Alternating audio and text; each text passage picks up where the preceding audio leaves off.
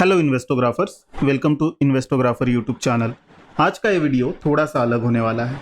हम आपको हमेशा बताते हैं कि आने वाले वीक में स्विंग ट्रेड के लिए कौन से स्टॉक पर आपकी नज़र होनी चाहिए या कौन सा लॉन्ग टर्म स्टॉक अभी अच्छे लेवल्स पर है। पर आज के इस वीडियो में मैं आपको नहीं बताने वाला हूँ कि आपने किन स्टॉक्स पर नज़र रखनी चाहिए।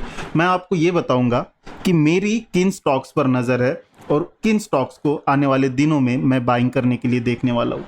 आप अगर मुझे काफ़ी दिनों से देख रहे हो तो आपको पता होगा कि मेरा इन्वेस्टिंग का जो अप्रोच है वो टॉप टू डाउन है। मतलब मैं सबसे पहले सेक्टर्स को आइडेंटिफाई करता हूँ और उसके बाद उन सेक्टर्स में अच्छे स्टॉक्स को बाइंग के लिए देखता हूँ।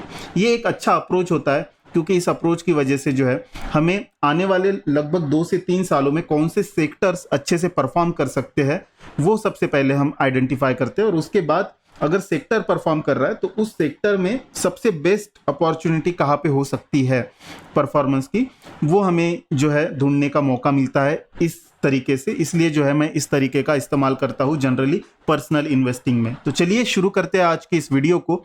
और जो लोग सेक्टर जानने के लिए बस आए हैं मैं उनको पहले ही सेक्टर बता दूं। तो सबसे पहला जो सेक्टर रहने वाला है वो रहने वाला है बैंकिंग।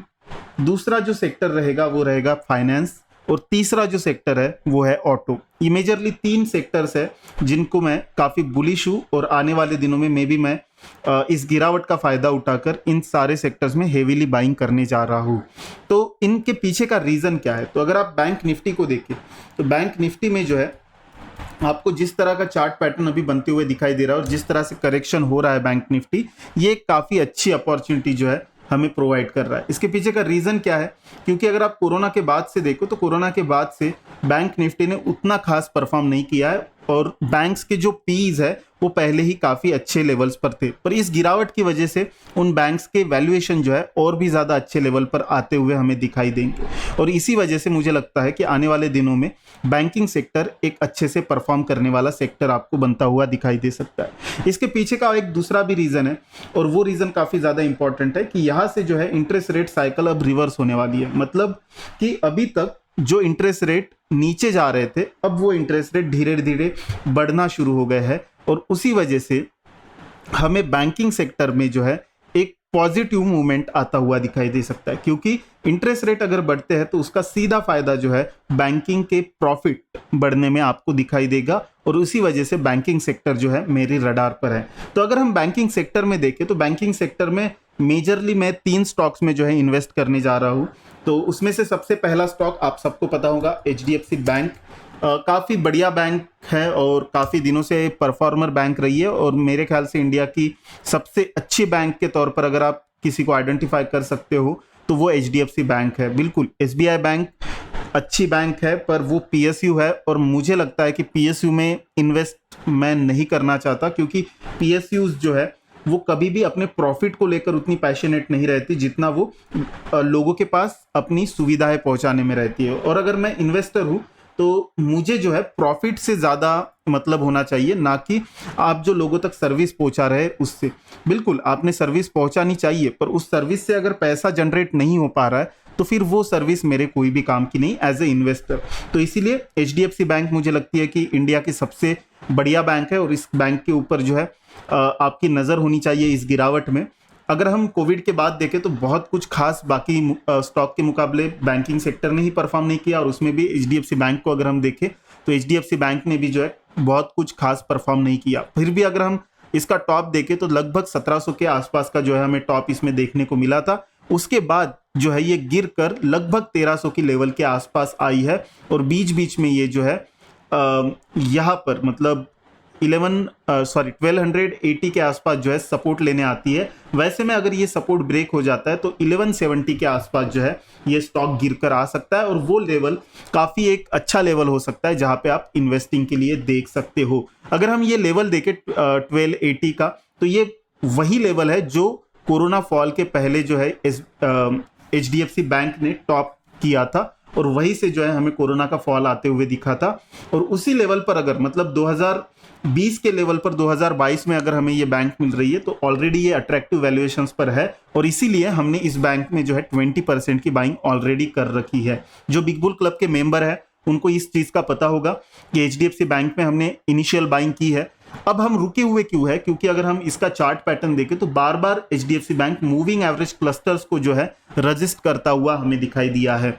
तो अब जो है हम दो चीजों का इंतजार कर रहे हैं। एक तो एचडीएफसी बैंक अच्छे से नीचे गिरकर जो है लगभग 1170 के लेवल के आसपास आए, वहां पे हम बाइंग के लिए देख सकते हैं, या फिर यहां से स्ट्रेंथ दिखाकर जो है 200 डे मूविंग एवरेज को तोड़ने की कोशिश करें, उसके बाद जो है हम इसको बाइंग के लिए देख सकते हैं। तो आने वाले दिनों में हमें ये क्लियर हो जाएगा कि एचडीएफसी बैंक किस साइड का मूव देता है, क्या ये अपवर्ड मूव देता है या फिर ये डाउनवर्ड मूव देता है, ये हमें आने वाले दिनों में ही पता चलेगा।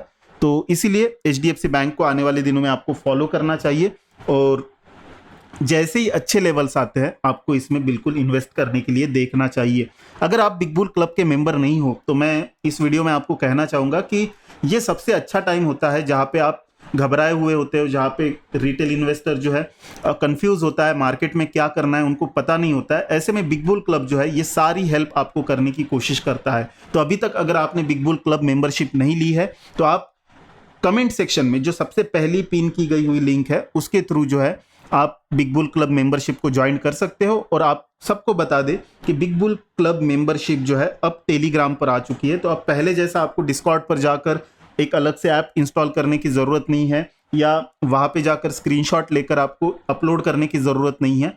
अब आप जब बिग बुल क्लब मेंबरशिप ले लेते हो उसके बाद सीधा आपको मैसेज के थ्रू और व्हाट्सएप पर जो है एक टेलीग्राम ग्रुप की लिंक आ जाती है, और उस लिंक के थ्रू आप डायरेक्ट बिग बुल क्लब को जो है ज्वाइन कर सकते हो। इसके बाद जो नेक्स्ट बैंकिंग सेक्टर में मेरी जिस बैंक स्टॉक के ऊपर नजर है वो है आईसीआईसीआई बैंक। आईसीआईसीआई बैंक के अगर हम पिछले 2 साल के डेटा देखें तो वो जिस तरह से रिटेल बैंकिंग की तरफ फोकस दिखाई दे रहा है, मुझे लगता है कि आईसीआईसीआई बैंक आने वाले दिनों में आपको काफी अच्छी अपॉर्चुनिटी जो है वो दिखाई दे सकती है। और यही स्टॉक, इसी वजह से जो है इस स्टॉक पर मेरी खास नजर है और इस स्टॉक को मैं इन्वेस्ट करने के लिए देख रहा हूं। अभी तक मैंने इसमें कोई भी पोजीशन नहीं बनाई है। इसके पीछे का सिंपल रीजन है क्योंकि ऊपर से ये ट्रेंड लाइन आ रही थी और बार बार इस ट्रेंड लाइन को जो है आईसीआईसीआई बैंक रिजेक्ट कर रहा था। पर अगर आईसीआईसीआई बैंक 640 के आसपास हमें आता हुआ दिखाई देता है तो वहां पे बिल्कुल हम 20% की पोजीशन बना सकते हैं। Plus big bull club member ने इस गिरावट में यहाँ पर आईसीआईसीआई बैंक में ऑलरेडी पोजीशन बना रखी है 20% की।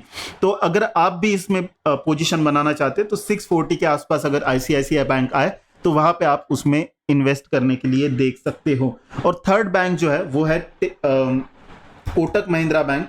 कोटक महिंद्रा बैंक की तरफ अगर हम देखें तो कोटक महिंद्रा बैंक भी एक बहुत ही अच्छा ऑप्शन है हमारी तरफ बैंकिंग सेक्टर में इन्वेस्ट करने का।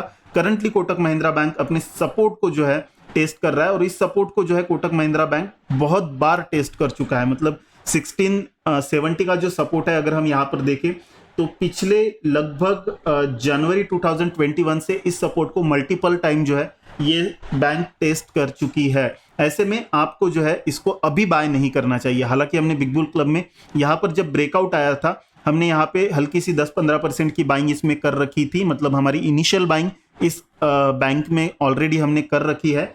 अब अगर ये बैंक यहाँ से ब्रेकडाउन देती है तो वैसे में ये काफी अच्छे से नीचे आते हुए दिखाई दे सकती है, और इस हालात में हमें कोटक महिंद्रा बैंक जो है 1400 की लेवल तक नीचे आती हुई दिखाई दे सकती है। तो ऐसे में आपको इस बैंक पे भी जो है नजर रखनी चाहिए और इस स्टॉक को भी जो है अपने रडार पर बाइंग के लिए रखना चाहिए। इसके बाद अगर हम फाइनेंस की तरफ चले तो फाइनेंस में मेरे 2 पर्सनल फेवरेट स्टॉक है।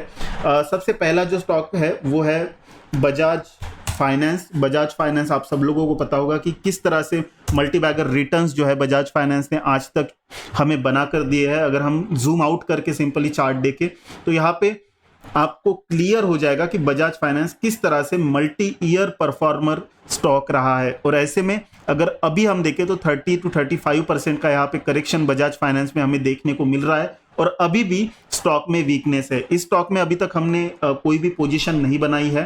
जो लोग बहुत ज़्यादा जल्दबाजी कर रहे थे हमने उनको कहा था कि आप 10% की पोजीशन बना सकते हैं, पर हमें पर्सनली नहीं लगता कि इस लेवल पर जो है पोजीशन बनानी चाहिए। हमारा मानना है कि जिस तरह से बजाज फाइनेंस का लोअर लो लोअर हाई वाला चार्ट पैटर्न यहाँ पे डेवलप हो रहा है, अगर ये अच्छे से नीचे आ जाता है तो वैसे में हमें 4500 से लेकर 4600 के बीच में ये स्टॉक आते हुए दिखाई दे सकता है, और ऐसे में हम उस लेवल पर जो है इस स्टॉक को बाइंग के लिए प्रेफर करेंगे। तो ये भी एक काफी अच्छा फाइनेंस सेक्टर का स्टॉक है जिसके ऊपर मेरी नजर है और जिसमें मैं आने वाले दिनों में लगभग अगले 3 से 5 सालों के लिए इन्वेस्ट करने के लिए देख रहा हूँ। इसके अलावा बजाज फिनसर्व ये सेकंड स्टॉक है जिसके ऊपर मेरी नज़र है, और आपको पता होगा कि बजाज फाइनेंस की जो है होल्डिंग कंपनी बजाज फिनसर्व है, और ये भी कंपनी काफ़ी अच्छी है।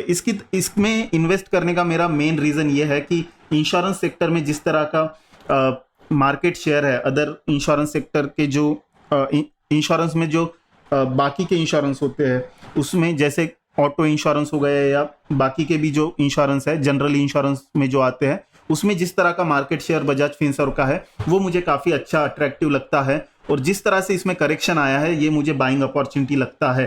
पर क्या इसको अभी बाइंग करना चाहिए? मेरे ख्याल से अभी तक मैं उस लेवल पे मुझे नहीं लगता है कि ये आपको बाय करना चाहिए। आपको लगभग इसको बाइंग के लिए 10,000 के आसपास जब भी आए ये, वहां पे आपको बाइंग के लिए देखना चाहिए। जिस तरह से गिर रहा है अभी भी चांसेस है कि अच्छा खासा करेक्शन इसमें हो सकता है, तो वैसे में वेट एंड वॉच की अपॉर्चुनिटी जो है हमें बजाज फाइनेंस और बजाज फिनसर्व इन दोनों ही स्टॉक में रखनी चाहिए।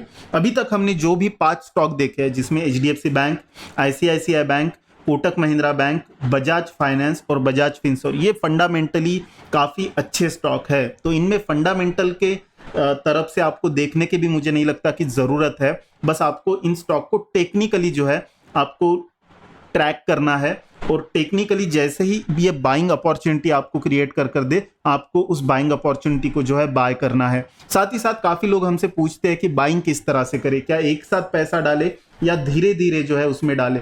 तो हमारा जो पर्सनल फेवरेट तरीका है वो ये है कि हम अपने कैपिटल के कम से कम 5 हिस्से बनाते हैं और हर हिस्से को धीरे धीरे उस स्टॉक में डिप्लॉय करते हैं। तो मुझे समझिए कि बजाज फिनसर्व में 100 रुपये इन्वेस्ट करने हैं, तो वैसे में मैं 100 रुपये के 5 हिस्से करूंगा, मतलब 20 रुपये का एक हिस्सा, और 20-20 रुपये के क्वांटिटी में जो है मैं बजाज फिनसर्व को बाइंग करने के लिए देखूंगा। अब आ जाते हैं ऑटो स्टॉक की तरफ। अगर हम निफ्टी ऑटो को देखें तो निफ्टी ऑटो जिस तरह का मूवमेंट दे रहा है, अभी जितने भी स्टॉक है उनमें सबसे बुलिश इंडेक्स जो है आपको निफ्टी ऑटो जो है करंटली दिखाई दे रहा है। पर ये अपवर्ड मूव देखने से पहले मैं आपको जो है 2017 से जो है निफ्टी ऑटो का जो चार्ट रहा है वो मैं दिखाना चाहूंगा।